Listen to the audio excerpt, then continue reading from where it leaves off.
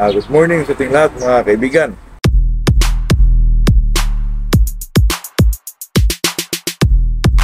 Ngayong araw na to ay linggo, Sunday po. Kasimba lang natin, kailangan tayong mag-content para naman sa enjoyment ng ating mga kabayan po. Kung ma-enjoy man, bago tayo mag-umpisa mga kaibigan, ay mag-shoutout muna tayo sa nagbigay ng tanong na to kay Lansakeria. Ang hirap naman ng pangalan na to. At saka kay Jiri Planas from UK, Arayat Gapan from Bacolod City, si Shugan TV from Jinsan. Ito, ang layo niyan. At saka itong Pipi Bato, pre, grabe ka kung bumato ng mga adjectives, pre. Ang galing mo po. Nakakatawa po. Pipi Bato, talagang matikas itong pangalan pa lang po. Good vibes lang palagi sa buhay po.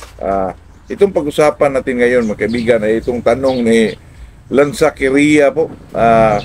Ang sabi niya, ano daw ang nakakapagpapalaki ng katawan? Ito ba daw grains or pellets po? Ay ang mga ganyan mga kaibigan, kasi ito naman, itong pellets naman ay ito, may amino acids na protein, hindi ko lang alam kung ano mga hinahalo dyan, pero ang masasabi ko dyan ay talagang sa experience lang po natin, maano natin sa experience kung ano ang maganda, kung sino ba talaga nakapagpalaki ng katawan. Ito namang unahin natin itong pellets po, kasi itong pellets, maraming pellets, may mga ordinary pellets, may mga high protein pellets, may tinatawag nilang fighting pellets. Itong mga ganito ay talagang sa tagal ko ng pagmamanok din. Bata pa ako, grade 2 pa ako, mayroon na. Ang nitong pellets na to, paglalo na doon sa Mindanao po, kasi dati Mindanao, batang Mindanao tayo, ay doon sa Aurora City na tinatawag nila po. Wow, Aurora talaga, parang lang ito mga kaibigan, probinsya po. Ang mga tao doon lahat ay parang nag-alaga ng manok doon sa kaibigan ko doon, na mayroon siyang manok doon mga kaibigan, na ang patuka nila pagdating na ng 4 months ay yung PDP, Jumbo PDP. Ay yung Jumbo PDP mga kaibigan, yun ang pinakamurang pellets po. Medyo malaki siya na may halong crackcorn, mga maliit-liit na para siyang parang tawag nito, yung maliit na crackcorn na nakahalo sa pellets po. Makita mo sa labas ay yung pellet na kung tingnan mo, may mga kunting mga crackcorn doon na nakahalo po. Pero pellets siya, yun ang maintenance nila sa 4 months old hanggang hanggang medyo maedad na. Talagang lang yung PDP. Pero kung hawakan mo yung katawan nila, naku, ang laki. Pero mabigat. Yun, haluan pa nga nilang kanin kung may sila kasi yung binigay nilang pagkain na PDP po na pellet ay binasa nila po. Yung iba naman, yung isang kaibigan ko doon na nag-alaga din ng manok, inihagis lang talagang buong yung lang talaga, yung PDP na yung PDP pellets lang po. At saka ito kasing pellets, sa tingin ko ay para siyang hindi ko alam kung anong klaseng ginawa nila nitong yung ginawa nilang pagka-pellet po. Hindi ko alam kung anong mga sangkap dito, pero malalaman natin diyan kung tayo nag-alaga pag pellets.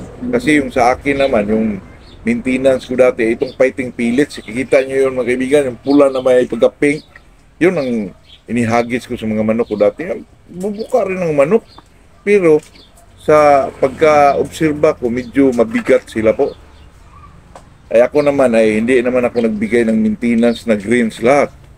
Kasi yun ang nakasanayan ko, itong pellets. Hindi ko, pero sa kaibigan ko, mayroon din akong kaibigan sa Mindanao, doon sa bandang Pagadian City po, ang gamit niya ay greens lahat. 4 months po, pinakain na ng greens lahat. Hanggang sa medyo maedad na rin ang manok, greens lahat. Wala akong halong pellets po.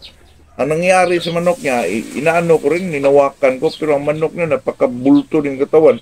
Pero iba dun sa pellets kasi itong grains, nagbata rin, ay bumuka rin, talagang bumuka, pero magaan siya. Magaan na parang yung sa tawag pa doon sa Bisaya po haguka. Medyo parang ano sa halo sa ilalim mga kaibigan. Yung magaan po. Magaan na buka. Puro grains ang ano.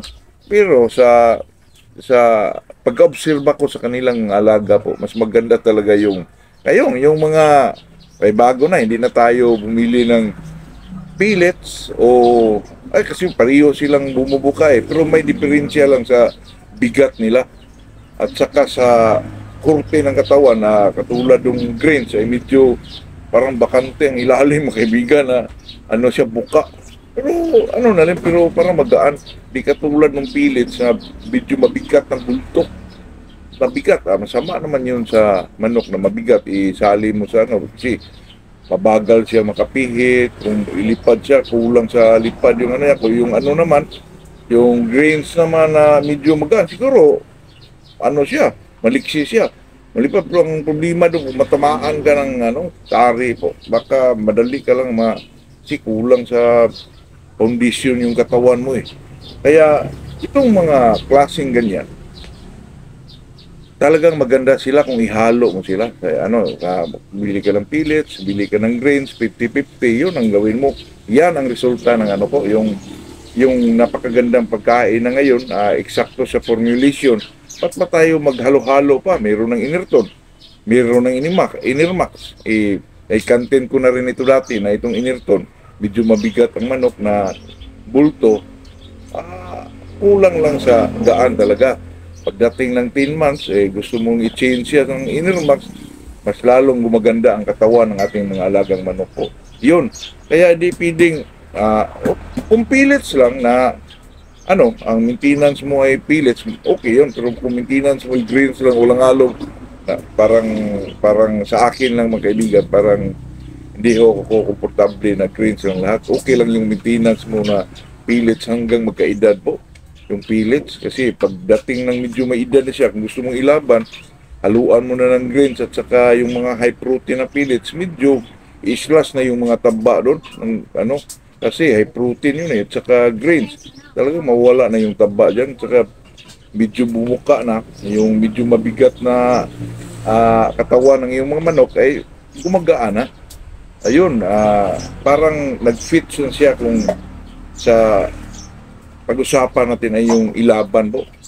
Kaya yun ang masasabi ko dyan na itong kay sinasabi ni Linsa Kiria na ano ba daw ang nakapagpabuka itong pellets o grains. Yan naman ay depende po sa sitwasyon kung anong pellets ginagamit mo at saka yung grains din ang ginagamit mo. Pero pag if we talk about conditioning na, pwedeng both. Kahit nga sa ito namang Inerton at saka Inirmax ay both naman yun. May pellets at saka grains. Kaya kung tayo ang anuhin dyan na saan ba ang nakapagpalaki ng katawan, both po. Itong pellets at saka grains po. Pero pag tayo sa maintenance lang nila, mas maganda pellets ang gamitin natin. Kahit anong pellets yan, pwede yun. Kasi na-experience ko rin yan. Pag grains kasi lahat, parang kulang po. Yun lang naman ang masabi natin sa mga sitwasyon na yan. Sa akin lang yun. Pero itong sa akin, ang sinishare ko ito sa inyo through my experience po. Ito'y pwedeng sundin, ito'y pwedeng hindi naman natin tangkilikin. Basta sa atin dito ay magbigay tayo ng mensahe o tip, yun talagang totoong naranasan din natin. Yun na po, ito'y kasiyahan lang, enjoyment lang sa buhay, walang negatibo po. Good morning sa lahat ng sabungero po.